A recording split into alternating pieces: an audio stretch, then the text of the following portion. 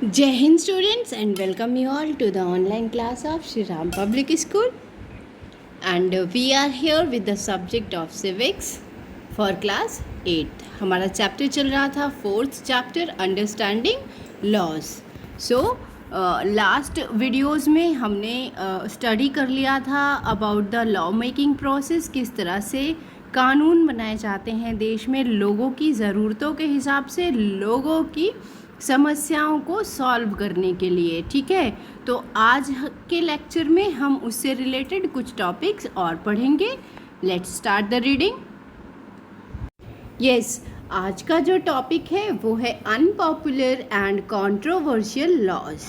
हाँ, अनपॉपुलर यानी जो फेमस नहीं हुए, जिनको लोगों ने पसंद नहीं किया, ऐसे कानून, या कंट्रोवर्शियल लॉज, ऐसे कानून या ऐसे नियम जिनको लेकर लोगों के बीच में काफ़ी डिस्प्यूट रहे, भेदभाव रहे और लोगों ने ऐसे कानूनों को पसंद नहीं किया. ऐसे कानूनों के बारे में आज हम थोड़ा सा यहाँ पर पढ़ेंगे. Let us now look at the situation where the parliament passes law that turns out to be very unpopular. हम अब वो सिचुएशन देखेंगे पार्लियामेंट की जहाँ पर लॉज जो है, हाँ जी, तो हम ऐसी सिचुएशंस को देखेंगे जहाँ पर पार्लियामेंट ने लॉ पास तो कर दिया, लेकिन वो लॉ या वो कानून जो है लोगों के बीच में पॉपुलर नहीं हुए. कई बार जो लॉ होते हैं वो संविधान के थ्रू लोगों के, जो हमारे नेता हैं, हमारे रिप्रेजेंटेटिव्स हैं, उनके थ्रू पास कर दिया जाता है. ठीक है, इसलिए लीगल तो होते हैं वो कानून, लेकिन लोगों के बीच में वो अनएक्सेप्टेबल होते हैं. लोग उसको प्रैक्टिकली एक्सेप्ट नहीं करना चाहते हैं. क्यों नहीं करना चाहते हैं? To people because they feel that the intention behind it is unfair and harmful. क्यों नहीं करते हैं लोग उनको एक्सेप्ट? क्योंकि लोगों को ये लगता है कि ये कानून बनाने के पीछे जो सरकार है, वो सरकार हमारे बारे में सही तरीके से ना सोचकर कुछ ना कुछ इसमें चीटिंग सॉर्ट ऑफ, जैसे कि किसी पर्टिकुलर धर्म या किसी पर्टिकुलर कास्ट को फेवर करते हुए ये कानून बना रही है. ठीक है, hence people might criticise this law. और इसलिए पीपल, जो लोग हैं, ऐसे कानूनों को क्रिटिसाइज़ करते हैं, पब्लिक मीटिंग्स बुलाते हैं. क्रिटिसाइज़ यानी बुराई करना. किस तरह से बुराई करते हैं, उसकी आलोचना किस तरह से की जाती है.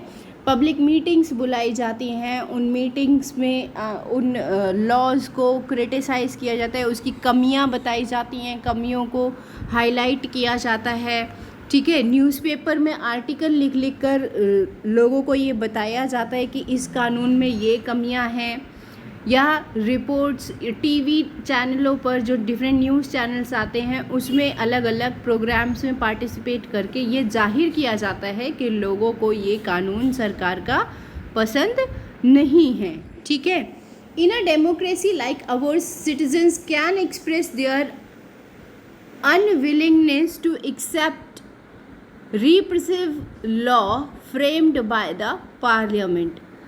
हमारे भारत जैसी डेमोक्रेसी में लोग जो है, ठीक, उनको पूरी आज़ादी है, उनकी फ्रीडम है कि वो जो है वो एक्सप्रेस कर सकते हैं, ये जाहिर कर सकते हैं अपनी इच्छा कि वो ये कानून, कोई भी कानून को लेकर, कि वो ये कानून पसंद नहीं करते, उन्हें ये कानून स्वीकार नहीं है.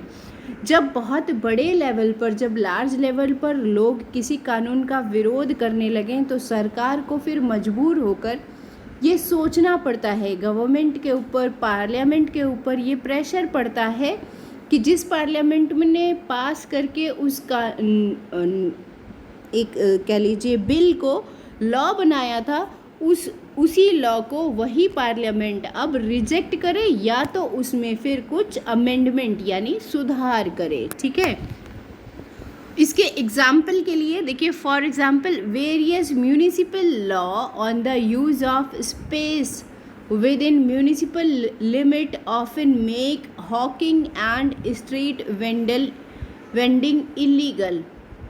इसके लिए एग्ज़ाम्पल है कि अलग अलग शहरों में जो म्यूनिसिपल लॉ बनाए जाते हैं म्यूनिसिपल कमिटीज़ के थ्रू, ठीक है, और म्यूनिसिपल कमीशंस के थ्रू जो लॉ बनाए जाते हैं कि गली गली में जो सामान बेचने वाले हैं या जो मार्केट प्लेसेस में फुटपाथ पर जो रेडी और वो नीचे फुटपाथ पर सामान लगाकर जो बेचते हैं वो इलीगल हैं, और म्यूनिसिपैलिटीज़ के हिसाब से ये लोग जगह यानी सड़क की जगह को एक्वायर करते हैं, कब्ज़ा करते हैं, जिसकी वजह से वहाँ लोगों को ट्रैवलिंग में चलने फिरने में प्रॉब्लम होती है।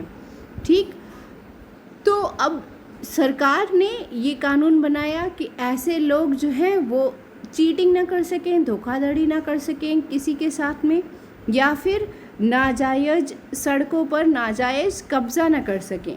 इस चीज़ को रोकने के लिए उन्होंने स्ट्रीट वेंडिंग या हॉकिंग को इलीगल बता दिया, उन्होंने बना दिया, लॉ पास कर दिया। लेकिन लोगों को तो ये एक्सेप्ट नहीं है, क्योंकि वो गरीब लोग जो कि दुकान नहीं खरीद सकते या रेंट नहीं पे कर सकते किसी दुकान का, वो लोग कैसे अपनी जो लिवलीहुड है, कैसे अपने जीने खाने के लिए अर्निंग अपनी कमाएं। उनके लिए मजबूरी है कि भाई उनके पास इतना पैसा नहीं है कि वो दुकान बना सकें या किराए पर ले सकें, तो वो लोग गली गली में घूम कर या कहीं फुटपाथ पर ही दुकान लगाकर सामान बेचेंगे, मजबूरी है उनके लिए। And that is why this law was opposed by the people. No one will dispute the necessity for some rule to keep the public space open so that people can walk on the pavement easily।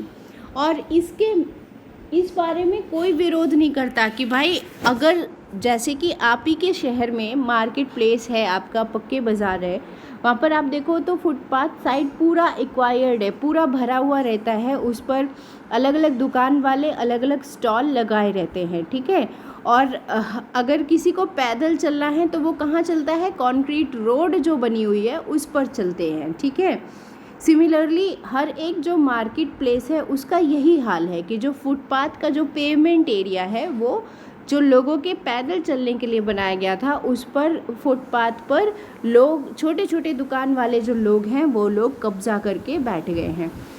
तो अगर आप किसी से भी पूछोगे जो पैदल सड़क पर चल रहा है, वो ये कहेगा कि हाँ फुटपाथ खाली होना चाहिए। लेकिन जब आप ये कहोगे कि क्या इन दुकानदारों को यहाँ से हटा दें, तो फिर वही लोग कहेंगे कि नहीं, गरीब हैं, they can not afford the shops in all.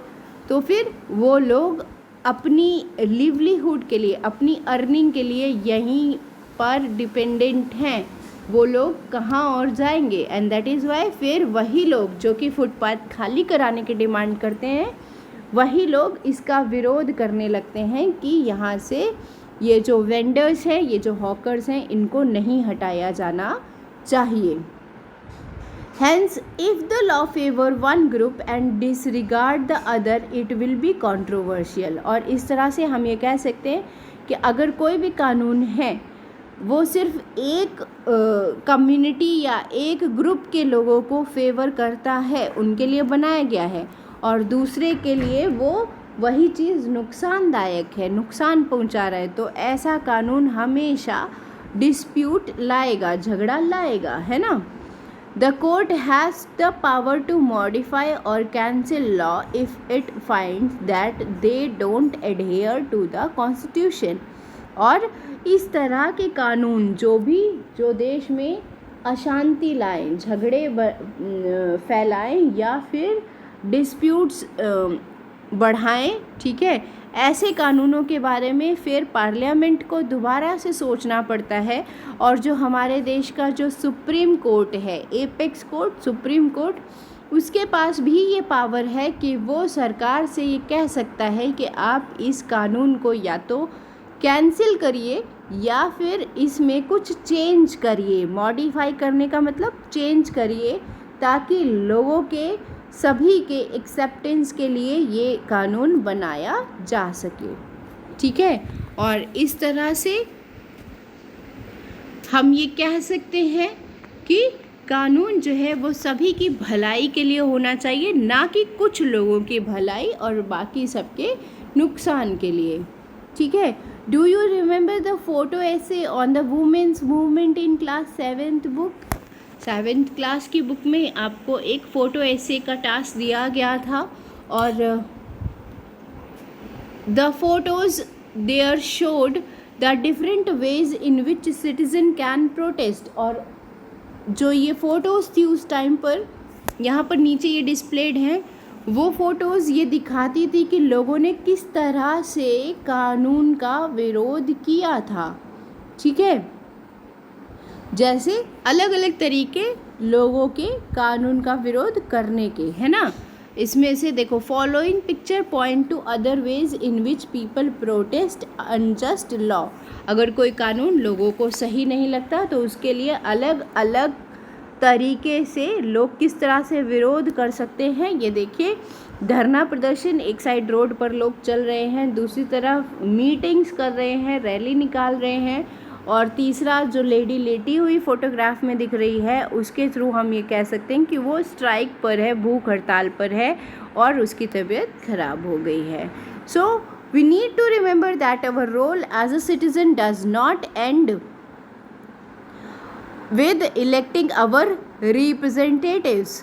इस तरह से हम ये कह सकते हैं कि हम नागरिक के तौर पर एक डेमोक्रेटिक कंट्री में हमारा रोल सिर्फ इतना ही नहीं है कि हमने इलेक्शन में वोट कर दिया और हमारा काम ख़त्म। नहीं, हम हमेशा टाइम टू टाइम ये देखते रहें कि सरकार क्या काम कर रही है, किस तरीके से कर रही है। अगर वो कानून सही तरीके से नहीं बना रही है तो as citizen of the country हमारा ये कर्तव्य है, हमारी ये ड्यूटी है कि हम जिस भी तरीके से अपना डिसएग्रीमेंट जाहिर कर सके वो हम जाहिर करें, चाहे वो न्यूज़पेपर के थ्रू हो, चाहे वो मीडिया के थ्रू हो, सोशल नेटवर्किंग साइट्स पर हो, या फिर और दूसरे तरीक़ों से।